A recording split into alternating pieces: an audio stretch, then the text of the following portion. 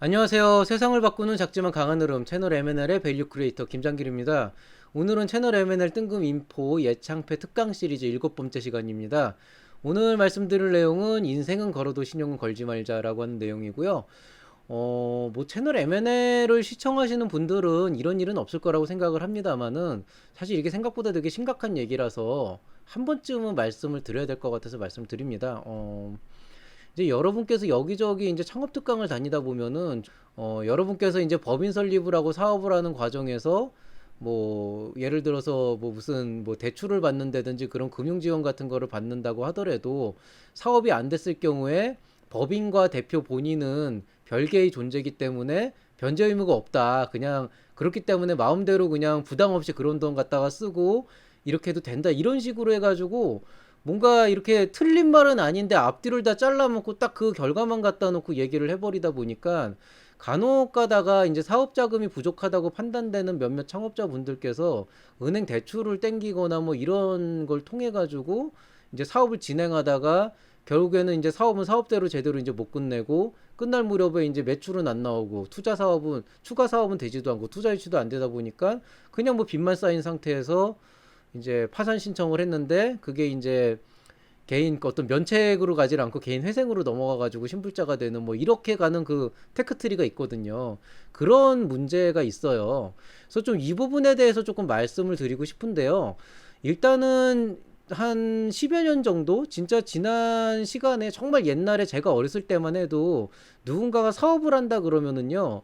정말 잘 되면 다행이지만은 사실은 패가망신의 지름길이었던 경우가 분명히 있었어요. 그러니까 그때는 사업을 하기 위해서 자금을 빌리게 되면은 그 자금을 대출을 받으면서 연대보증을 걸게 되고 그 연대보증 때문에 사업이 안 돼서 망하게 되면은 주변에 있는 일가 친척이 다 들어가거나 지인이 나가면서 인간관계 깨지고 주변 사람들 다 불행해지고 본인은 완전히 폐인이 되고 이런 경우가 굉장히 많이 생기게 되거든요.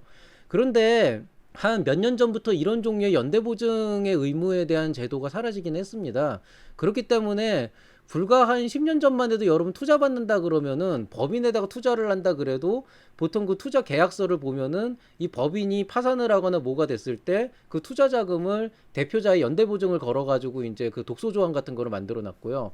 뭐 하다못해 이제 기술 보증 기금이나 신용 보증 기금 혹은 은행 대출 같은 경우에도 법인 기업 자체가 대출을 받는다고 하더라도 그 법인 기업에서 대출금을 못 받았을 때 그거를 대표와 이제 연대 보증을 걸어 놓는 그런 경우는 굉장히 많이 있었습니다. 그리고 이게 사실 일견 보면 합리적이긴 해요. 왜냐면은 여러분은 정말 사업을 잘하고 싶어서 이런 예창패를 신청을 하셨고 또 돼가지고 잘하실 거라고 믿지만은 또 안 그런 사람도 있거든요. 그냥 아 이거 나라 돈이고 그냥 페이퍼 잘 쓰면 이거 공짜로 주는 거니까 갖다 써야지 그래가지고 그럴듯하게 써서 낸 다음에 그 돈 가지고 잘 쓰는 사람이 있단 말이에요, 사실은.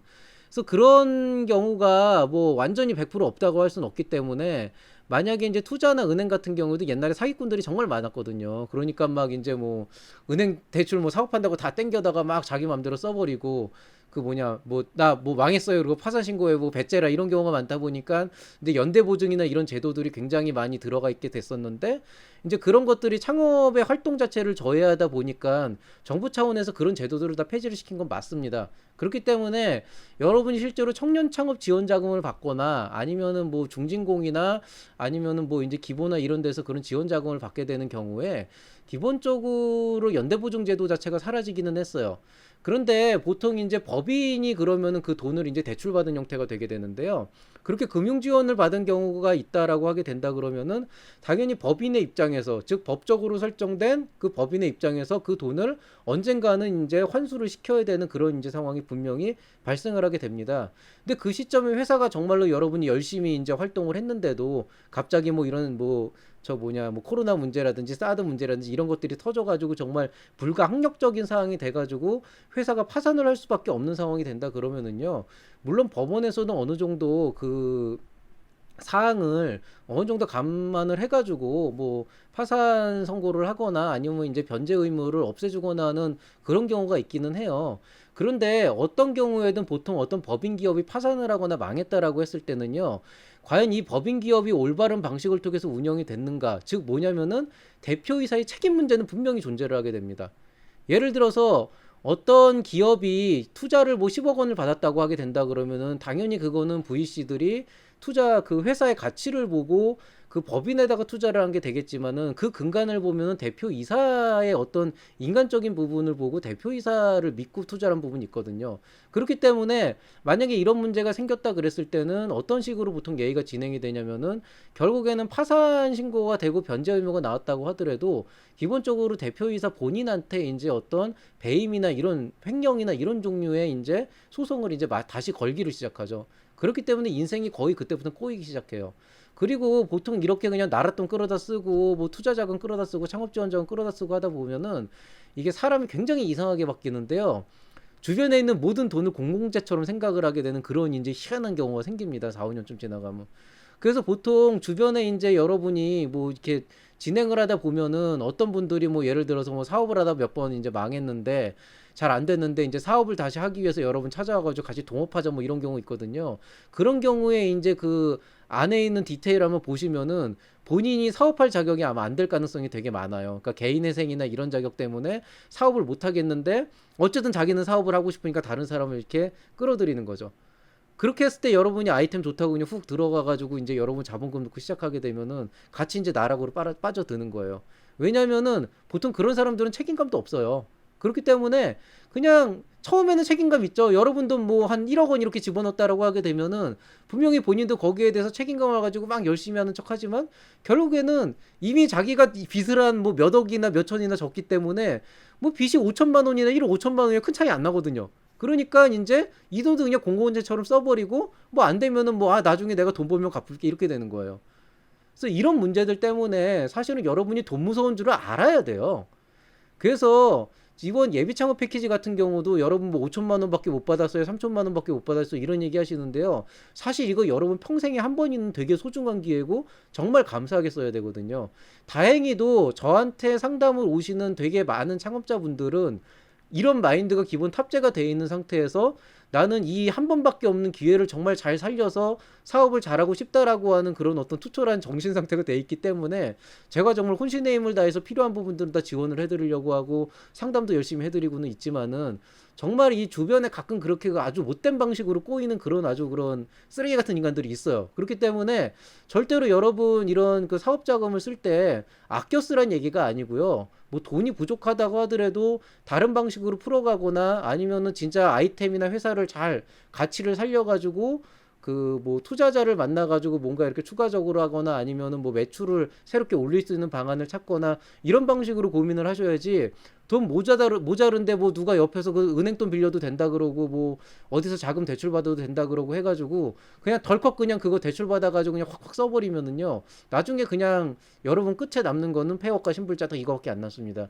그리고 그 인생이 그렇게 돼버리면 그 다음에 여러분의 미래는 없어요 사실은. 그렇기 때문에 여러분이 그걸 아셔야 돼요. 그 상식적으로 그런 것들 있잖아요. 아니 그럴 거 뻔히 아는데 왜 대출까지 받지 이렇게 생각하시는데요. 보통 이게 똑같아요. 이제 많은 사람들이 어떤 식의 얘기를 하냐면은 이제 스티브 잡스의 사례 같은 걸 들어요. 우리 천재 창업자였던 스티브 잡스 형님의 사례를 들면서 뭐 스티브 잡스는 뭐 아버지의 차고에서 시작을 했는데 중퇴를 하고 막 얘기를 하거든요. 여기서 여러분이 초점을 맞춰야 될 거는 스티브 잡스의 아버님께서 차고를 갖고 있었고 스티브 잡스는 그 엄청난 부동산을 창업 자금으로 활용을 했다라는 사실이죠. 무슨 말씀이냐면은 지금 여러분한테 스티브 잡스의 차고처럼 주어져 있는 창업 자금은 예비 창업 패키지에 있는 그 자금이 전부인 것이고요. 그거를 가지고 여러분이 일단은 모든 사업을 시작을 해야 된다는 겁니다.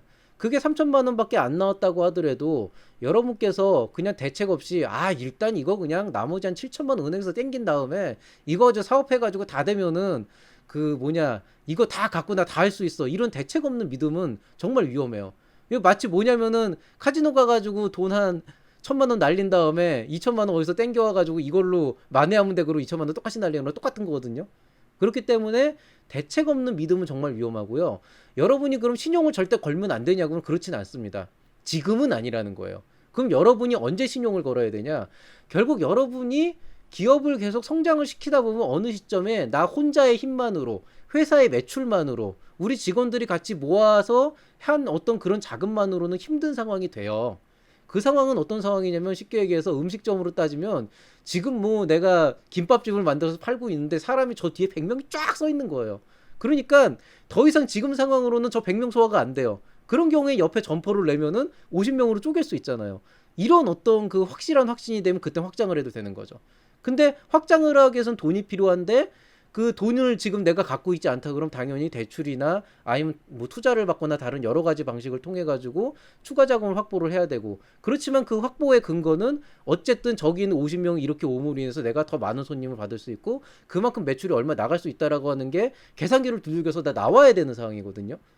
근데 그런 준비도 없이 그냥 아 이거 만들면 대박이야 이런 분들은요, 뭐 궁금하시면 그냥 한번 그래도 된다는 사람하고 한번 저를 찾아오시면은 아마 진짜 머리끝부터 발끝까지 탈탈 털릴 겁니다. 그러니까 대책 없는 믿음 절대 가지지 마시고요. 근거 있는 어떤 확신을 가졌을 때, 그리고 그런 부분을 실제로 시작하게 됐을 때 여러분이 그때는 여러분이 신용을 걸고 좀 사업을 확장하는, 진짜 말 그대로 흔히 얘기하는 리스크 테이킹이라고 할 수 있는 준비가 된다는 것입니다. 그렇기 때문에 예비 창업 패키지에서는요, 여러분 회사의 가치가 그 정도로 성장했다, 누가 봐도 그 정도로 성장했다고 인정할 수 있는 정도가 아니라면은 절대로 여러분의 인생의 모든 것을 거는 것은 괜찮지만 신용만은 절만 걸지 마십시오. 왜냐하면은 다시 말하지만은요, 신용 잘못 걸었다가 일단 한번 망가지기 시작하면은요 절대 일어나지 못해요. 실패를 두려워하지 말라 그러는데요, 신용이 걸린 실패는요 정말 그 파고로 치닫는 지름길이 됩니다. 그렇기 때문에 이 얘기만큼은 제가 한 번쯤 꼭 드리고 싶어서 말씀을 드리는 거고요. 그렇지만 이 걸어야 될 때가 만약에 오게 된다 그러면 그거는 여러분 스스로가 알게 돼요. 굳이 저한테 안 물어봐도 여러분 스스로가 알게 되기 때문에 그 시점이 됐을 때 현명한 판단을 하고 주변에 있는 많은 멘토들과 상담도 한 다음에 결정을 해서 자신 있게 진행을 해주시면 되겠습니다. 자, 늘 말씀드리지만은 인생은 걸어도 됩니다. 어차피 창업을 시작했기 때문에 여러분의 모든 것을 다 바쳐서 이 창업 활동에 전념하시는 건 저도 적극 추천을 하고요. 또 정부 지원 사업에 이런 사업화 자금을 가지고 효과적으로 활용하고 쓸 때 쓰고 뭐 안 쓸 때 안 쓰고 하는 그런 과감성도 분명히 필요하지만은요, 신용은 절대로 과감하게 걸면 안 된다, 이 사실을 꼭 염두에 두시기 바라겠습니다. 자, 오늘은 조금 무거운 얘기를 했는데요, 다음부터는 조금 더 그 실질적인 여러분이 이제 실제 사업이나 예창패를 진행하면서 필요한 그런 내용들을 좀 더 자세하게 다루도록 하겠습니다. 자, 채널 M&L 뜬금 인포 예창패 특강 7번째 시간, 인생은 걸어도 신용은 걸지 말자, 이야기는 여기서 마무리하도록 하겠습니다. 오늘도 늦은 밤까지 시청해 주셔서 감사드리고요. 항상 여러분 모두에게 좋은 결과 있기를 바라겠습니다. 편안한 밤 보내시기 바랍니다. 감사합니다.